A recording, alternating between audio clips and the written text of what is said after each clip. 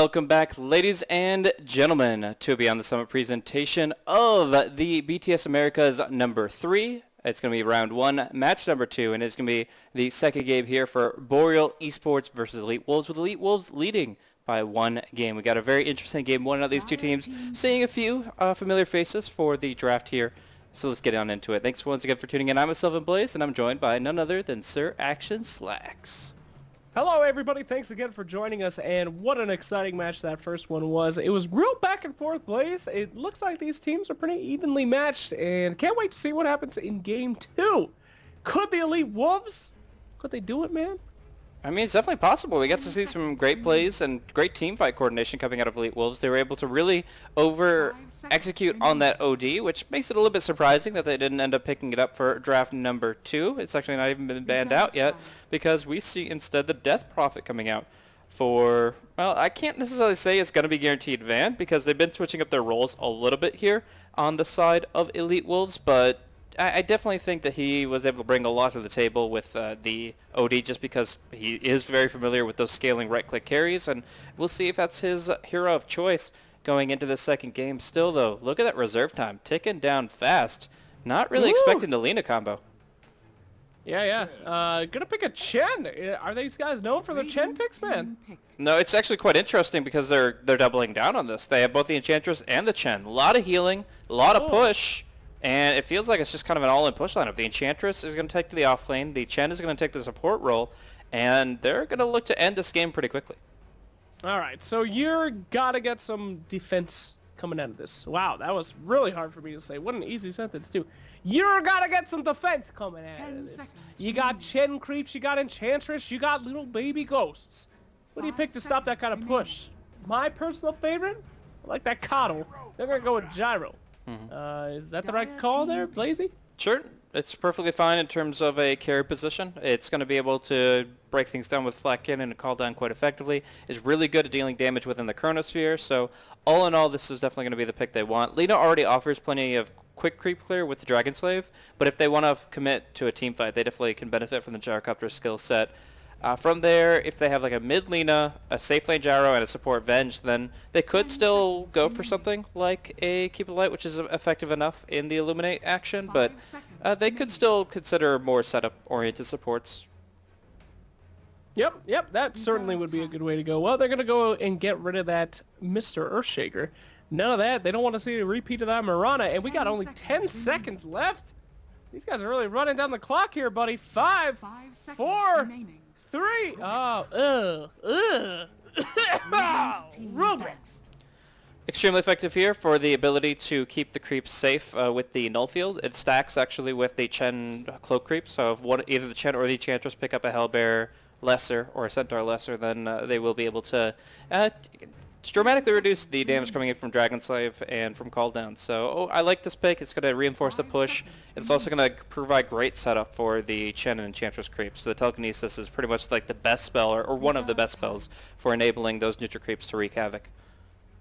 Yeah, I'm going to go ahead and follow my typical rule, and it's whoever picks Rubik loses. So sorry, Elite Wolves, but good day to you. Great pick on the Rubik. Still think Ancient Apparition could be really solid here. How do you just that? Like I said anything that made any sense. I've heard enough of your antics about Rubik, dude. I've watched Captain's Draft. I've seen your interviews with Kuro. Rubik is one of the most picked hero in Dota 2. He's in the Guinness Book of World Records for that stat. And no, he is not. He is absolutely. That cannot be true. That is 100% You're an true. Idiot. You're an idiot. Pudge has to be the #1, dude. Okay, you don't competitive. I'm not saying most pick hero in Dota 2. I'm competitive Dota 2. Yes. Oh, yeah. I care about those stats significantly more than what I care about the random Russian whatever MMRers going for. Please. I'm just saying it's a very popular pick. I've played EU West. It's definitely it used to probably was more popular when Deaddy was really outperforming on the hero, but even still, it's the stereotype, and it's the stereotype for a reason. You dirty, dude. You dirty, Blaze Casting. All right, Queen of Pain picked up. She's a lady. She's gonna be going mid probably, right? that correct? That is, yeah. I mean, she married has to now. Venge, Lina, gonna be the support duo. I much prefer to see Lina as the mid here, but if you can get an early Ags on the Queen of Pain, then it's not a big deal. It's just about how you match it up. She's really good against Death Prophet's Spirit Siphon, with the ability to blink and break that, similar to how she matches up against Razor. So I think the Queen of Pain gives them some confidence. It definitely gives them just some good all-around damage output every single fight. So we'll see how they match up now that they're going to be facing the dreaded Ursa pick. All right, well, everybody get ready for one heck of a match, watching a Rubik lose for the 900th time here at Summit America's #3. Woo! Can't wait for it, pal. I'm 100% committed to the Rubik loss. No way. I'm curious if we actually see like any shenanigans with the Enchantress and the Ursa. The Untouchable sets up some pretty good jungle tactics. We've had EG do this, and I think TI4, where they go for Roshan early, or they go for jungle play together. But like I said, I think the Enchantress is more committed to that offlane role, so I don't think she's going to get that opportunity. Looks like somebody doesn't know what hero to pick. You got 5 seconds to figure it out. And there we go. All right. Right before the end. There you go. All right, Blaze Casting. Nobody does the intros anymore. I like doing the intros. I think it's more personal, but forget it. Death Prophet, Wolves ban. He's going to start things off with 2 Fairy Flies. Fairy Fire. Smash. A couple branches. Nothing too interesting yet. You noting anything interesting on these initial loadouts, buddy? Well, I mean, the fact that we see 2 sets of boots here for E-Wolves is going to show some opportunities. The fact that Mystico is going to get in range for telekinesis a lot easier as a boots first Rubik than a bootsless one. And then Enchantress, who already has the highest base movement speed in the game, picking up boots means that Smash is going to be extremely difficult to pin down. And I think he goes this because he's up against that gyro. That Rocket Barrage is painful. So he's actually going to tank the smoke, but will he get it out of range in time? The Magic Missile connects. Oh. They can Shadow Strike this for the kill. Those boots are not going to be fast enough. Unless a big stun comes out from the Rubik, the best hero in the game. Oh, wow! Rubik did something crazy. I'm going to write that down in my big book of things Rubik did. There's 1 note in there now. Good job, Rubik. So the secondary stun on telekinesis is something that you don't want to underestimate. Even if it's just a second, it definitely can provide value just from the AoE stun aspect. So we're going to go ahead and see them ward off the bottom bounty room, but still E-Wolves are in a position to assault, and they don't have any neutral creeps to work with. Why are they here? This doesn't make any sense to me, but they're going to go in. Spirit Siphon, double LSA will come through nevertheless, and they don't pull back Pizza Dad. Luckily, he doesn't have Fairy Fires, doesn't have Healing Self, so that's going to be Smash claiming the first blood.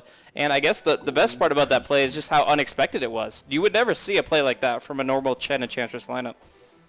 Looks like that pizza's a little overcooked.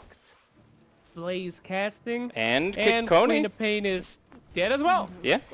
We do see the Enchantress almost going down there just because she has 0 armor and towers are just beastly in this patch, but still, it's going to be the death of 2 heroes. Of course, the bounty runes still get traded out. Okay, no, never mind. Ursa actually grabbed the top bounty rune as well. So 2 bounty runes and 2 kills for E-Wolves.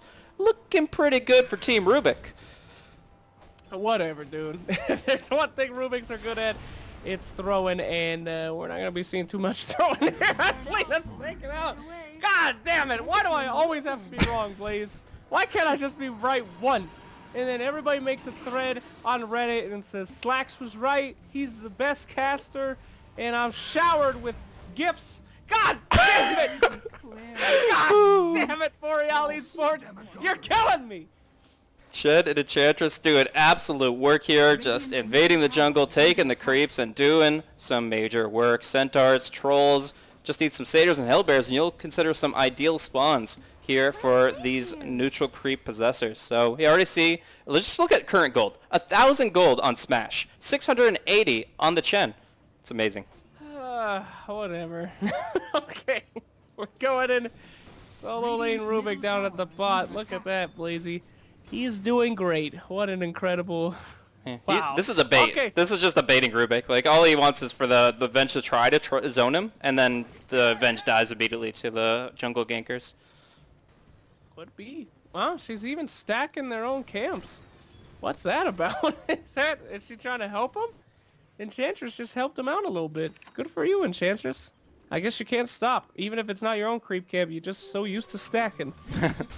There you go. Not sure that's the case, but they're doing their jobs. They're keeping control of the golden experience in mid lane for the most part. It's forced Kokoni back again. He's actually going to have to go back to Fountain and then TP back, but it's just given so much of this Death Prophet, who is such a key aspect of their lineup too. If the Death Prophet tanks up and can survive the first couple of fights, then she's in a really good position just to start snowballing.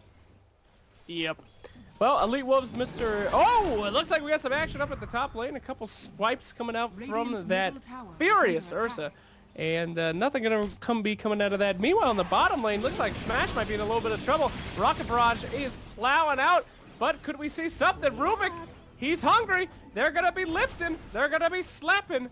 But will it be enough? Well, if she stands completely still, I think it will be. Well, she had the choice of running into a Satyr Shockwave or just standing there. So in the end, she just buys as much time as possible for the Gyro to get the TP to safety. And he does smartly TP just to the Tier 1 tower. He didn't have to go all the way back. So he does get himself out of a bad spot. Obviously, if they had followed the Gyrocopter, it would have been a better kill. But I'm not sure if they had all the stuns they needed to prevent the TP. Yep, indeed. All right, bottom lane, we got the Satyr. They're on the hunt for Gyro. Maybe TP into that tower wasn't the smartest idea. Wait, here comes the backup, though. Smash in trouble. We got the rockets, but here comes the creeps. Will it be lucky enough? One, a two, not going to make it. And Lina, oh, is she going to swing around on this Lina? This girl just don't care. Yeah. Satyr's got the big balls. Could he hit him with the Hadouken? I think so. I think they got the Fade Bolt, the Shockwave coming through. They just get Vision, but it's only going to go on the Gyrocopter. Still trying to combo up on him. They don't have mana for Fade Bolt. Now they do, and they will try to blast him down. One more hit. The Fade Bolt. Use. Oh, okay. Save it. Don't need it. Gonna get Pizza Debt as well. That's 2. That's a 7-0 kill score, Slacks. How them apples taste. Damn it! You goddamn twitchy bastard! He got me again. Draw a picture of him right there. I hate you, Rubik. I don't care if you win. Still sucking my eyes. Continue. Oh, Kokoni already used the blink. Van's gonna get such an easy kill with the Crypt Swarm. Dominating this mid matchup thanks to chain ganks on the mid lane from the junglers. But we do see Ewo's in some trouble here. Doesn't have his ultimate just yet, but luckily Jeppins doesn't get a bash. God damn it. Alright. Boreal Esports is going to come back with the world's best comeback. Watch and learn, Blaze Casting. Sure, they got the early game kills, but guess what? With a Chan and an Enchantress, if you're not getting early game kills, then you've already lost the game, baby. Here we go. Mid lane. Van hurting. Dagger in the throat. Walking away like it ain't no thing. And bottom lane, a Mud Golem and a Centaur tower diving once again. Firo gonna be right click down. No hope for Mr. Gyrocopter. Magic wands, tangos galore. It does not matter. He will go down. And that is a 9-0 kill score. Alright. 9-0, not a big deal. Boreal's coming out from there. They'll be back. As the bear is, it's all going to be down to this Ursa bear. Look at all those items. He's got a boot. He got a poor man's shield. This guy's going to be busted out of the top lane, taking no prisoners, Blaze. I trust the bear. All right, he's got Enrage, but he's going to have to be very careful how he positions himself up top. Down bottom, the Tier 1 tower will fall, but still the Ursa's a little bit vulnerable as PQ looks for the Magic Missile. No Enrage on that one. He's going to actually be taking a lot of damage, but he's not down and out just yet. In fact, he still has a couple more overpowered auto attacks to send out, and he's going to bait in Mystico for the quick kill for the Rubik. This Rubik is snowballing out of control. Did you ever think you'd hear those words, Slacks? This can't be happening. No, I got too many Arcanas on this match. Please. No. Rubik's. It looks like he actually is dead here, though. They're just going to dive in. Who will TP? His Death Prophet does not have TP. Yeah, Rubik is actually dead. The first kill for Boreal Esports. Of course, the weakest link. Rubik goes down. Wouldn't you know it? Look at that, 270 gold. That's going to be the swing. That puts Boreal right back into this, baby. Tier 1 tower is going to be taking some major hits. Van does not have a silence to mess with Kokoni, though. He's going to try to just force him back, but there's still a Sonic Wave. There's still more TPs. Van could be throwing his life away, and indeed he is. Sorry, we're not supposed to be biased casters. I'm not a biased caster, but when Boreal wins this, oh, God, I'm going to be showering in praise from myself. I'm gonna love it so much. Anyway, Sek coming out from standing Kionki. He says, give me some time. I gotta talk to my team, boys. We can do this, he says. Just gotta focus that Ruby. All right, that's the game plan from SirActionSlacks. Kill the Grand Magus every chance you can. And we're going to see E-Wolves take a bigger objective. It's going to be Roshan here. Going to Enrage, Fury Swipe that guy down, and one more hit will do it. That's Aegis on the Ursa. That's a level 8 Ursa and a level 5 3/4 Chen. Yeah, no biggie. They're going mid. They'll mount a good defense here. Queen of Pain's, her ult's still on cooldown. She's going to throw a dagger and barely make it out of there alive. Lena, not level 6 yet, unfortunately. Still level 5. Just need 1 kill, though, to probably put her over. And Venge is a horrific level 3. Is that normal for 8 minutes? It definitely can be. It just depends on the game and depends on how effective the Vengeful Spirit's offensive plays have been. Since she's 0, 1, and 0, buying flying couriers, not even picking up boots, it hasn't really worked the way she wanted it to. Yep. All right, we might get a defense here coming out from Team Boreal. Whoa! Slap in and Queen of Pain, 13 seconds. Wow, there we go. There's the ultimate that I'm looking for. Faceless Void trapping in their entire team. Queen of Pain, where's the Rubik? He's not anywhere. Everyone's dying. Oh, yes. Yes, baby. Ewo coming back in, looking to do some damage with this Fury Swipes. Mystico going to pick up Jep and try to zap him down. Steals a Time Walk, which will do nothing, but Impetus almost takes down Firo in the process. Looks like both core heroes will survive for the moment. Kirkoni looking to maybe go back in, has enough mana for the Sonic Wave only, and it will not be enough, so he will blink out. Go, babies, go. Anyway. Professional broadcast slacks. Professional broadcast. I'm sorry, right. Integrity in esports. Right. We're not biased in any fashion. I hope both teams win, personally, but there can only be one winner. It's going to be Boreal. We're pushing in that mid lane. There go the babies, the ghostly children of Death Prophet. Now, her lore says that those are her souls every time that she's died. I think they look like little children to me. What do you think, Blaze? Are those babies or are those her ghosts? Well, the Banshees are technically separate entities, so it's a complex question, but I would have to say neither. It's like I go by Dota lore. I go by Dota 1, and in that case, the Banshees are completely unique entities and have absolutely nothing to do with her. Dota 1 lore. Buy a Lothar's, guys, so that we can beat, you know, what's his... God damn it. I can't remember anything but Lothar. Oh. We got Dota 1 names. Furion. Oh, I guess Rasta and Gondor are still the same, look right? out, guys. It's Furion with a Lothar. Who the hell wants to say Nature's Prophet? Like, honestly. Everyone, dude. This isn't Dota 1. It's been 18 years. You freaking Dota hipsters. Move on. Anyway, top lane, we got a bear. He's getting stunned. Oh. There's Rubik, though. Big Rubik jump. And they kill her. Great. Good job, Faceless Void, giving Rubik Going for the Chronosphere. We'll see the follow-up as a Sonic Wave is available, and they're going to try to drop it. But Ewo doesn't have Enrage, just have the Aegis. We'll try to turn it and set up Smash for some big impetus hits. Pizza Dad down to half HP. Firo coming in, big call down, and that will allow him to bring down the Aegis, but he dies to the impetus, strikes a Smash, and now Ewo's back up with full HP. They're ready to keep rolling down this top lane, and there is just nothing to stop them, as now everyone is back to full HP. Gosh darn it. I mean, great job, E-Wolves. Woohoo! They're pushing the top. The dog delivers nothing. I didn't see what he delivered, but no worries. The dog's on the roof, and they're pushing that top lane. I don't think they're going to be able to mount a defense here, Blaze. What do you think, buddy? They already used the Chronosphere. That's their key into any engagement. They're still here, which implies they want to try to make something happen, but it seems like it could be a big misplay, as we're going to see him just burst down so hard, blinks back, and that's going to be enough to get him out. The Chen doesn't have 2 levels in either the Penitence or the Test of Faith, so that is actually a pretty difficult kill if the War Stomp doesn't connect. Jeez, that Enchantress, the Impetus is so strong. One hit puts Queen of Pain to half health. Gracious me. Meanwhile, Death Prophet rolling down that mid. She's going to be cleaning up some stuff, and it looks like this push ain't stopping anytime soon. Might be clearing out some creeps and getting ready for that push mid. Yeah, I mean, they definitely always have push on the brain, and when the exorcism up, that applies twofold.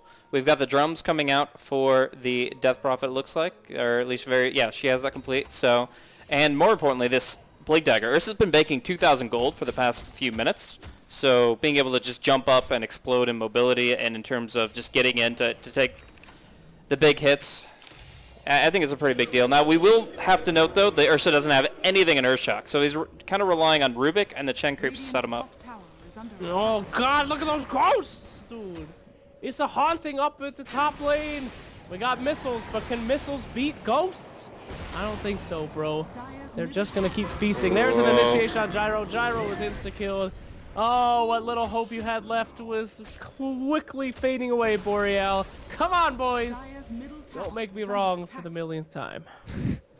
So this is the kind of game where Gyrocopter would like to have phase boots, honestly. I think that's probably where he could definitely have a better shot of dodging in and out of the fight. So probably one of those items you want to have after 13 minutes. Yeah. Ooh, if they just moved a little bit faster, they would have been able to see somebody in there. They do smoke up, so the boys will be probably escaping unscathed. There is one Soul Rubik, but he will be twitching his way on out. And wait, they're sniffing each other. They can smell each other. And they're just going to deward. Smart play. All right, so we got the Chen mechanism as well as Hand of God. Plenty of turnaround potential because, again, there is no Ice Blast. So what you have to really keep in mind is Chen's positioning here versus the Voids. If the Void can chrono him and kill him in that chrono, they're in a good spot. But the Void is kind of taking a lot on his shoulders right now. You can see he's going for the Mask of Madness, which is pretty much the our carry is 0 and 4 build. Pushing the bot. I'm depressed, Blaze. I'm depressed. Come on, E-Wolves are showing us some next level strats, some new meta. I'm actually really impressed with them. That we have seen E-Wolves have some high times and some low times. I'm really glad that they're able to show us not only a new aspect of 6.86, but take this game so far in such a convincing fashion. I mean, yes, Gyrocopter has finally picked up the precious phase boots, but I don't know if that's going to be enough. They're doing great. Okay, could we see a swap here? Chrono, nice Chrono coming out from very long distance. However, doesn't look like it's going to matter much. A very quick heal up by that Hand of God. A annihilation on both those heroes, and it looks like, although they will get the bear, it's not going to be the best fight for Team Boreal. Ooh, Van's not going to be able to kill off Firo just yet. The last hit's going to be going to Smash, and it almost took the Death Prophet down. She took a lot of damage there, but gets healed up by that nice mechanism. Arcane Rune Exorcism, and they're going to be just bringing so many creeps to the front lines here. These are all Chens, but they have, you see Smash is moving around. If he could go ahead and enchant one, yeah, there we go. One more Hellbear to the party. I actually think the magic resistance aura might be slightly better here, but it's only because they have so many good creeps already. Yep, and that early game aggression with those two jungle superstars is letting them take almost half that tower already here at 15 minutes. It's just a really rough situation for Boreal. It's only going to get worse for them. But if they can find a way to get that Gyro some farm, things might turn around. But I don't know how they're possibly going to be able to do it, man. I mean, they're so far behind. Blaze, how would you win this game if you're on Team Boreal? That is a difficult question. I would say get Gyrocopter an item would be the priority. Once you move past the 0 items to 1 item stage, you're able to have just infinitely more potential in terms of that whole inventory thing. But yeah, no, it's really brutal. Right now, the Roshan seems a clear point of contention that Boreal don't really have much to offer, and that means E-Wolves are going to be able to move in with the Aegis advantage, and eventually Boreal just have to try to find a way to address the essentially 6v5 threat. The Chronospheres have been okay, but they need way more than just Chronos. Yeah, they need something. They need a prayer. They need to, I don't know, talk to the Lord, talk to Satan, talk to whoever you need to get something to be rolling in here. Roche attempt. He's taken out now. And it is going to go down quickly. Goodbye, Mr. Roche. And hello, Mr. Aegis. As Ursa picks it up, it could be looking like the noose is tightening here for Team Boreal. However, they might have lost the Roche, but they did get the tier 1 top. So good stuff. Great job, boys. All right, so with a 14,000 net worth deficit, we're going to be seeing the graph dip slightly back the way of Boreal, but we are going to be seeing, for the most part, this item advantage start overwhelming things. The Enchantress is going to look to finish up her Ags, I think, before she moves out.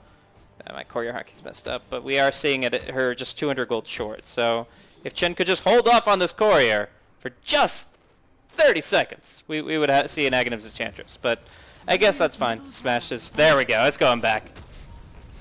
Yay! Good job, sure, that courier team. All right, mid tower has no hope in hell of surviving this poor guy. Meanwhile, in the bottom lane, we got one lonely ghost lady. She's going to be putting on her own assault here. The team is moving in. It's kind of an odd play to go for the exorcism that early. You're not going to get the most value out of it, I think, but we do have so much potential in the other 4 heroes that it might not make that much of a difference. Ewo hopping right in fearlessly with the ice armor and the magic resistance cloak on him. So many buffs coming out from these Chen creeps, and it looks like they'll just be able to clear out the tier 3 no problem, leaving it all on Void as well as the Queen of Pain. Queen of Pain's healing up with the fountain. We'll keep our eyes on her. No, Mystico's got to jump in. They're going to try to combo hard onto him. They steal Chronosphere, and they Chrono onto 3. Oh, Rubik plays. They're great. They're great. Oh, no. They're taking the racks. Oh, Blazy. Kikoni, Pizza Dad getting splunked on hard. Both of them narrowly surviving, but Ewo slams the door shut on Lena. And we're going to see him dropping items, taunting. That's a GG, dude. It's over. It's GG. Looks like that pizza is all eaten up. Please, casting. GG. I gotta be honest with you, I thought that Boreal were gonna put up a bit more of a fight here. The first game definitely had a lot more back and forth to it. They seemed to have an idea of where they wanted to go with their draft. They just had a couple of issues with execution, a couple of fights that didn't go their way. This time, it was very much the draft that set the pace of the game. We got to see E-Wolves in just full-on aggression mode, and I don't think they expected Smash as well as Masoku both popping out of the jungle ganking mid. Like, you see the Smash Enchantress, you're like, yeah, he'll probably get the secret shop hard camp. He'll be annoying in the off lane and make it difficult for the Venge to zone.